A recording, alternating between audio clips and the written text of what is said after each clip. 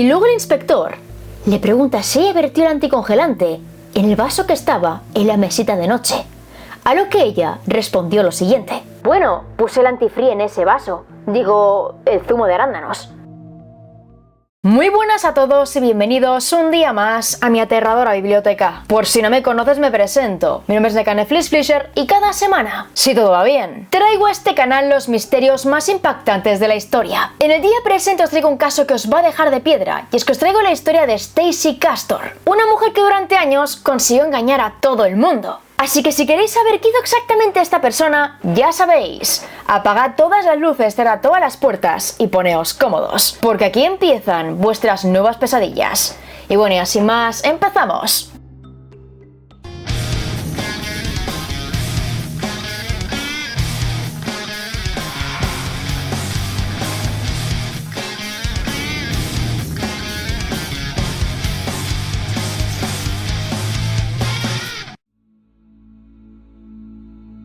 Todo comienza el 12 de septiembre de 2007, con una chica llamada Ashley Wallace. Aquel era su primer día de universidad y estaba muy emocionada.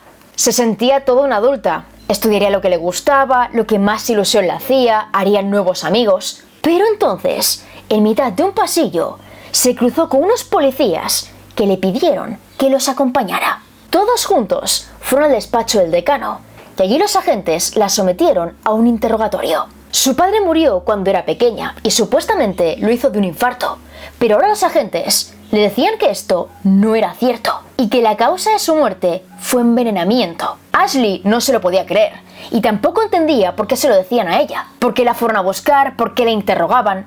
No entendía qué estaba pasando y cuando acabó el interrogatorio agarró el teléfono y llamó a su madre. Le dijo que estaba preocupada, que no entendía nada y la madre le dijo que no se preocupara por nada, que después de las clases la iría a recoger y beberían juntas. La mujer la recoge, van a casa, beben juntas y después de esto, Ashley se encuentra muy mal. Se encontraba tan mal que se metió en la cama y se quedó cao. Y al día siguiente se repitió la historia. Va a la universidad, pasa el día, la madre la recoge, vuelven a casa y beben juntas. Pero esta vez, Ashley se encontró aún peor. No podía acabarse la bebida, pero su madre la obligó a hacerlo. Dijo que tenía que beber, que era una tradición. Y Ashley se dio un vaso entero de vodka. Después de aquello, no recordaba nada. 17 horas después, su hermana pequeña la encontró tirada en la cama y sin signos vitales. Y de inmediato se llamó a emergencias. Llega la ambulancia, la recogen, la llevan al hospital. Y allí le salvan la vida. Pero al abrir los ojos, Ashley se encontró rodeada de policías. Los agentes le preguntaban ¿por qué lo hizo? ¿Por qué mató a su padre y por qué mató a su padrastro? A lo que ella respondió que se equivocaban. No entendía por qué la acusaban de algo así. Pero los agentes le dijeron que ella misma lo había confesado y que lo hizo a través de una carta suelta. Es ahí donde empieza el siniestro caso de hoy. Para conocer la historia de Ashley, debemos remontarnos hasta la historia de su madre, Stacey Ruth Daniels, quien nació el 24 de julio de 1967 en Clay, Nueva York, siendo uno de los 3 hijos de Judy, una ama de casa, y Jerry Daniels, quien era vendedor de coches. Según su familia, Stacey cuando era niña era audaz e inquisitiva, y según ella misma, era muy terca y testaruda, incluso cuando era niña, por lo que mi madre tenía mucho trabajo. En general su familia parecía muy protectora. Decían que era prácticamente perfecta, muy buena niña, amistosa, cariñosa. Y cuando decían algo malo de ella, enseguida le ponían algo bueno encima. Podía ser muy preguntona, pero al mismo tiempo era una gran chica. Y quedaos con esto porque más adelante volverá a salir. Stacey asistió a la escuela secundaria Whitsport High School.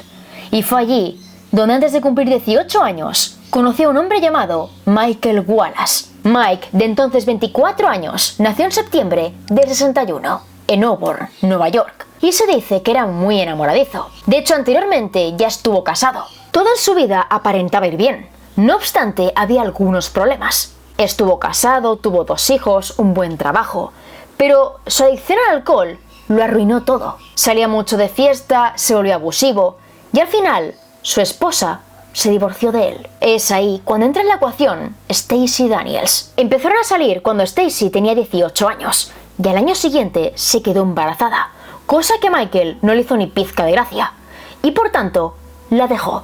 En el 88 dio a luz a su primera hija, Ashley, y durante bastante tiempo la crió con sus padres. El tiempo pasó y parece que Mike decidió asentar la cabeza. Volvió con Stacy, se casaron y en 1991 tuvieron a su segunda hija, Brie, la cual se convirtió en su ojito derecho. Mike hacía todo por Brie y el resto de niños pasaron a un segundo plano. Supuestamente era un buen padre para todos, pero Brie era su favorita y el sujeto no lo ocultaba. Por aquel entonces Mike seguía bebiendo. Salía de fiesta, se ausentaba, volvía a casa después de unos días. Pero tras un ultimátum, supuestamente, se centró. Stacy trabajaba como despachadora de ambulancias y Mike como mecánico. Intentaron progresar, seguir adelante. Pero a finales de 1999, Stacy ya no pudo más. Le dijo a una amiga que después de Navidades le pediría el divorcio. Pero ese momento jamás llegó, ya que la desgracia se adelantó. Más o menos por Navidad, Mike le dijo a todos que se empezaba a encontrar mal. Vomitaba cada 2x3, tenía mareos, sudores fríos, perdía el equilibrio. Fue al médico en varias ocasiones, pero el doctor no le encontró nada extraño. Él insistía, pedía análisis, pedía revisiones, y entre los síntomas que decía tener, le comentó al médico que sentía que estaba borracho cuando hacía tiempo que no bebía. Esta descripción era muy llamativa, pero el doctor la ignoró por completo. Pasan las Navidades, llega el mes de enero, y Mike le comenta a Stacy que irá a urgencias. Ya no puede más, siente que se muere. Y justo cuando dice esto, todo va peor. El 11 de enero del año 2000, Ashley, de 12 años, vuelve a casa del colegio y se encuentra a su padre tirado en el sofá. Ve que hace muecas extrañas, que hace gestos graciosos, y la niña se ríe sin más. Va a su cuarto, deja la mochila y después se va a otro colegio a recoger a su hermana. Pero cuando las niñas vuelven a casa, ven que en la puerta hay una ambulancia. Es ahí cuando descubren que su padre, Michael Wallace, de solo 39 años, había fallecido a causa de un infarto. Nadie investigó nada porque Mike tiene un largo historial con el alcohol y su muerte podía ser algo relacionado con eso. Como era tan obvio, no requirió una autopsia, aunque la familia de Michael le sugirió a Stacy que debía hacerle una. Es aquí cuando surgen dos versiones de los hechos. La primera es que la familia de este hombre estaba convencida de que él dejó el alcohol, quería dejar la mala vida, y se fiaban al 100% de que lo estaba consiguiendo. Y la segunda apunta que pidieron la autopsia para ver si el hombre tenía algún problema genético, un problema que las niñas habrían heredado. Pero Stacy se negó en rotundo, ya que estaba convencida de que su marido tenía problemas. Al ser su esposa, Stacy heredó todo su dinero, un total de $55,000, y con este hizo lo siguiente. Lo primero fue pagar el funeral, lo segundo fue pagar deudas, y en tercer lugar se fue a Disney World con sus dos hijas. Hasta aquí todo más o menos normal, pero la familia de Mike no paraba de sospechar. En cuanto consiguió el dinero, se lo fundió todo, ya que ello llamaba mucho la atención. No obstante, no había pruebas contra ella. Los médicos estaban de su parte, todo el mundo estaba de su parte y por tanto, sospechar no tenía sentido. No obstante, en 2002, Stacy conoció a otro hombre, David Castor, y de inmediato empezaron a salir. David nació el 12 de junio del 57, en Syracuse, Nueva York, siendo el tercero de los 6 hijos del matrimonio de Joyce y Philip Castor. De David se decían auténticas maravillas, que era honrado, generoso y muy buena persona. En el 76 se casó con su mejor amiga, Janice, y juntos tuvieron un hijo, David Jr. Según Janice, David podía ser celoso, pero aún así no era nada preocupante. Era un buen amigo, un buen esposo, un buen padre. David era casi perfecto para ella. No obstante, en el 87 todo cambió. David sufrió una conmoción cerebral y a causa de esta tuvo que aprender todo de cero. Perdió su memoria, perdió movilidad, no sabía quién era, quiénes eran los demás. Y tras una larga terapia, el hombre poco a poco se fue recuperando. Aunque su forma de ser jamás lo hizo. Se volvió un hombre muy impulsivo, controlador, celoso hasta el extremo, obsesivo, cuadriculado. Todo lo que pensaba lo decía sin más, y no le importaba dañar a otros. Así que su hijo, con tan solo 16 años, dejó los estudios y se fue al ejército, ya que de esta manera se iría lejos de casa. Era algo insufrible, y en enero del año 2000, Janice hizo las maletas y se marchó. No tenía mucha consideración con las personas que amaba, y cómo lo que decía los haría sentir. Creo que lo que hizo que mi madre se fuera no era solo cómo la hizo sentir a ella, sino cómo hacía sentir a los demás. Declaraciones de David Jr., hijo de David Castor. En algunas páginas dicen que intentó volver con Janice varias veces, pero que ésta le dijo que no. Así que David fue a por otras. Pidió matrimonio a un total de 2 mujeres y ambas le dijeron que no. Y es ahí cuando aparece Stacy Wallace, la cual dijo que sí. Otra vez apenas se conocían, pero Stacy parecía encantada con David. Se la veía muy enamorada de él, muy entregada, y se casaron el 16 de agosto de 2003, momento a partir del cual Stacy y sus 2 hijas se mudaron a la casa de David, la cual se ubicaba en Liverpool, Nueva York. A partir de entonces empezó una etapa muy oscura, ya que David tenía graves problemas. Era temperamental, impulsivo, tenía normas muy estrictas, y las niñas, las cuales entonces eran adolescentes, no lo ponían fácil. Cada 2 por 3 había discusiones, y ya para más Inri en 2005, el padre de David falleció, y ahí él se vino abajo. 3 días después de un segundo aniversario, concretamente el viernes 19 de agosto, David y Stacy discutieron. Resulta que David quería irse de viaje en pareja, y Stacy no estaba de acuerdo. Para la fecha que él proponía, Ashley estaría trabajando, pero Brie se quedaría completamente sola, y a Stacy no le hacía gracia. Irse por ahí cuando su hija estaba sola no le parecía buena idea, y David se enfadó con ella. Se empezaron a gritar, él le faltó al respeto, y entre una cosa y otra, el hombre se encerró en el dormitorio principal. Durante los siguientes 2 días, David no salió. No fue al trabajo, no salió por comida, por agua, nadie más volvió a verle. Y el lunes día 22, cuando Stacy fue al trabajo, desde allí le llamó varias veces. Pensaba que si estaba fuera, David querría hablar con ella. Se calmaría, contestaría, podrían hablar, pero llamó varias veces y el sujeto no respondió. Con lo cual, Stacy llamó a emergencias. Según los investigadores, la puerta del cuarto estaba cerrada con llave y tuvieron que echarla abajo. Fue entonces cuando se encontraron el cuerpo sin vida de David Castor. Pero parece que su muerte no fue algo natural, ya que el sujeto se envenenó a sí mismo. Estaba tumbado en la cama, completamente desnudo, y con un vómito sangriento junto a él. En la mesita de noche estaban todas las evidencias. Había un vaso medio lleno de un líquido verde, el cual era anticongelante. Otro vaso vacío con restos de zumo de arándanos. Una botella de brandy de albaricoque y una botella de zumo de arándanos. Y ya para rematarlo todo, justo debajo de la cama había una botella de anticongelante. Todas las piezas a simple vista encajaban perfectamente. Se peleó con su mujer, se metió en el cuarto, bebió anticongelante y murió. Pero lamentablemente era todo demasiado obvio. A simple vista parecía que se quitó la vida, pero la clave de todo estaba en la fotografía que tenéis en pantalla. Y es que la botella de anticongelante se encontraba justo encima del vómito de David. No tenía manchas de ningún tipo, no tenía restos de huellas de este hombre, no tenía salpicaduras de vómito. Si el tipo estaba tan mal con el veneno, seguramente no tendría fuerzas para mover la botella, y de haberlo hecho, la habría manchado. No obstante, aquella no era la única evidencia, ya que debajo de la cama había una escopeta cargada. Si David quería quitarse la vida, habría agarrado la escopeta, no el anticongelante. Dispararse habría sido más rápido, más efectivo, y la muerte por anticongelante era algo lento y agónico. Así que si tenía que elegir, no habría elegido esto. La policía no las tenía todas consigo, con lo cual varios agentes dieron vueltas por la casa, y uno de ellos acabó encontrando una pipeta. Esta pipeta estaba en la basura y en apariencia era completamente nueva.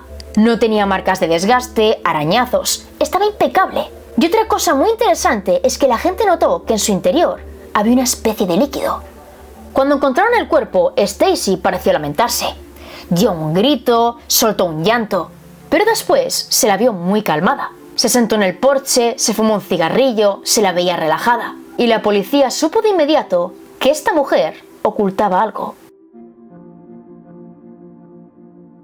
Interrogaron a Stacy y a sus 2 hijas, y las adolescentes estaban aterradas. No entendían qué había pasado, por qué David se quitó la vida, y en cambio Stacy se mostró muy tranquila. Explicó punto por punto todo lo que hicieron ese fin de semana, a dónde fueron, con quién, dónde comieron, tenía tickets de todo. Y además tenía una hipótesis de por qué David se quitó la vida así. Y es que recordó que un mes atrás vieron juntos un capítulo de 48 horas en el que una mujer mataba a 2 amantes con antifree, palabra que ella usaba para referirse al anticongelante. A partir de aquí llegan los resultados del laboratorio. Para empezar, el vaso de anticongelante que había en la escena del crimen parecía demasiado limpio.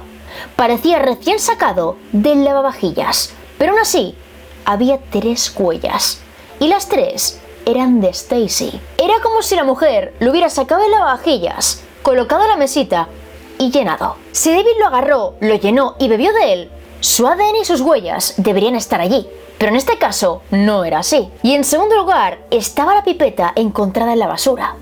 Dentro de esta había anticongelante y en la punta ADN de David Castor. ¿Qué significaba esto? Que alguien agarró la pipeta, la llenó de anticongelante y se la metió en la boca a David Castor. Alguien le había envenenado y ese alguien a la fuerza era Stacy. Era todo muy extraño, así que la policía busca el registro de llamadas de Stacy Castor y ven que el día 22 solo llamó a casa en una ocasión. El día de los hechos le dijo a la policía que llamó varias veces, que insistió, que él no contestó y que después llamó a emergencias. Pero en ese registro se veía que estaba mintiendo. Pero lo más preocupante aún estaba por llegar, y es que antes de la muerte de David, este cambió su testamento. Borró por completo a su hijo y se lo dejó todo a Stacy Castor. Cuando la exmujer de David se enteró de esto, llamó de inmediato a la policía y le dijo a los agentes que eso no era posible, que David jamás habría hecho eso. Tiempo atrás, cuando estaban juntos, hicieron testamento y ambos mencionaron a su hijo. Así que la mujer agarró los papeles y se los dio a la policía. Y ahí los agentes vieron que la firma no era la misma. Alguien falsificó el testamento de David Castor. Y no solo falsificó la firma, sino que además los nuevos testigos eran todos ellos amigos de Stacy. El tema cada minuto que pasa es más y más turbio, con lo cual los agentes deciden hablar con el exmarido de Stacy, Mike Wallace, y ahí se dan cuenta de que el hombre está muerto. Buscan su historial, ven que sufre un infarto, y cuando hablan con su doctor, este les menciona que antes de morir, el tipo repitió varias veces que se sentía borracho, incluso cuando no había bebido. Claro signo de envenenamiento por anticongelante. Aquella frase era una gran bandera roja, con lo cual en 2007 exhumaron el cuerpo y se dieron cuenta de que este hombre fue envenenado. Ante las nuevas evidencias, Stacy vuelve a ser interrogada y en comisaría no para de mentir. El inspector le pregunta cuántas veces llamó a casa el 22 de agosto y ella dice que muchísimas, pero el registro de llamadas pone que solo una. Y luego el inspector le pregunta si ella vertió el anticongelante en el vaso que estaba en la mesita de noche, a lo que ella respondió lo siguiente: bueno, puse el antifree en ese vaso, digo, el zumo de arándanos. Stacy sabía que estaba acorralada y que inminentemente iría a prisión, con lo cual se le ocurrió algo. El 14 de septiembre de 2007, Stacy llamó a emergencias porque su hija Bri encontró a Ashley sin signos vitales. Le dijo a emergencias que el día anterior estuvieron bebiendo juntas y que la chica se fue a dormir sobre la 1:30 de la tarde, porque supuestamente no se encontraba bien. A partir de ahí empezó a hablar sin parar. Dijo que su hija bebió mucho, una botella entera de vodka y que además lo combinó con Ambien, un medicamento que podía ser muy peligroso. Seguía hablando sin parar de cómo estaba su hija, de cómo la encontró y de que había encontrado una nota de su tío. Mami, lamento que te esté pasando todo esto, pero ahora todos lo van a saber. No fuiste tú, fui yo. En este papel, escrito a ordenador, Ashley confesaba los 2 crímenes. Primero confesó haber matado a su padre cuando solo tenía 12 años. Dijo que le dio anticongelante y que después, para que muriera más deprisa, le echó matarratas. Aseguró que lo hizo por 2 motivos. El principal eran celos. Su padre quería más a Bri, su hermana pequeña, y Ashley no podía soportarlo. Y otro motivo era que Mike maltrataba a Stacy. Dijo que lo sentía mucho, que tenía que hacerlo, que se vio obligada. Y después confesó haber matado a su padrastro, porque supuestamente era una mala persona. Ashley inmediatamente fue llevada al hospital y de camino allí los médicos pensaron que no viviría. Pero por suerte, sí lo hizo. La chica llega al hospital, le hacen un lavado de estómago y cuando abre los ojos no sabe qué ha pasado. No sabe dónde está, por qué está en el hospital, por qué hay policías en su cuarto. Y cuando los agentes le preguntan ¿por qué mató a esos hombres?, Ashley no sabe qué responder. Dice que no ha hecho nada y que esa nota no la ha escrito ella. La interrogan, la presionan, pero esta chica no se contradice. Así que a las 4 de la tarde de ese mismo día, su madre, Stacey Castor, es arrestada. Desde el minuto 1, Stacey dijo que era inocente y que la culpable de todo era su hija. Pero la justicia no quería escucharla. La acusación presentó todas las evidencias que apuntaban a Stacey, pero aún así, su madre la apoyó. Estaba segura de que su hija era inocente y de que su nieta era una asesina. Salió a testificar, a acusar a Ashley, a decir que Stacey era inocente. Aquel juicio era un despropósito. Y lo más impactante de todo es que la defensa decía que la nota era 100% real, que Ashley la había escrito. Pero la acusación demostró que no era así. Para empezar, aquella nota estaba llena de errores. Frases mal compuestas, palabras abreviadas, anti-free. Quien escribió la carta no era muy inteligente, y en cambio Ashley lo era muchísimo. Sacaba notas impresionantes, siempre escribía bien, y ni siquiera en los chats usaba palabras cortas. En segundo lugar, en aquella nota no había huellas de Ashley. Si la escribió ella, tuvo que agarrarla, ya que la nota se encontró doblada. La imprimiría, la agarraría, la doblaría y después la pondría en la mesita. Y en tercer lugar, tenemos el punto más interesante de todos. Y es que la nota fue escrita desde el ordenador de Stacey Castor. En ese ordenador había borradores de la nota de su tío. La mujer se esforzó en eliminarlos del ordenador, pero la huella digital pudo recuperarse y se supo exactamente qué día y qué hora se escribió la nota. Resulta que Stacey lo escribió el 12 de septiembre a las 9:30 de la mañana. En el escrito se mencionaba que a las 8:40 la policía interrogó a Ashley. Pero ¿qué pasa? Que la chica no volvió a casa hasta las 3:15. El juicio duró 4 semanas y la sentencia fue dictada el 5 de marzo de 2009. Stacey Castor fue condenada a prisión entre 25 años y cadena perpetua por la muerte de David Castor y otros 25 años por intentar matar a su hija Ashley. A esta condena se sumaron 4 años más por falsificar aquel testamento, pero por la muerte de Mike no pagó. Lo último que sabemos de ella es que falleció en prisión el 11 de junio de 2016 y que lo hizo a causa de un infarto. Así que ahora es tu turno. ¿Tú qué opinas del caso? ¿Y crees que esta mujer pudo arrepentirse de lo que hizo? Y bueno chicos, hasta aquí el vídeo de hoy. Espero que el caso de hoy os haya parecido muy interesante y que de ser así me dejéis un buen like y un comentario aquí abajito. Un comentario junto a, por supuesto, la respuesta a la pregunta del día, la cual es la siguiente. ¿Creéis que Stacey en algún momento se arrepintió de lo que hizo? Y la palabra secreta es vaso. Deja vaso aquí abajito y en cuanto lo vea, en cuanto pueda, te daré like. Y ahora sí que sí, voy despidiéndome. Aquí abajo tenéis todas las fuentes consultadas, enlace directo donde conseguir mis libros y todas, pero todas mis redes. Tengo Facebook, Twitter, Instagram y Twitch, que también tengo Twitch y seguramente esté en directo ahora mismo. Y por ahí notifico los cambios, las novedades y muchas más. Y ahora sí que sí, nos vemos en el próximo vídeo. ¡Chao!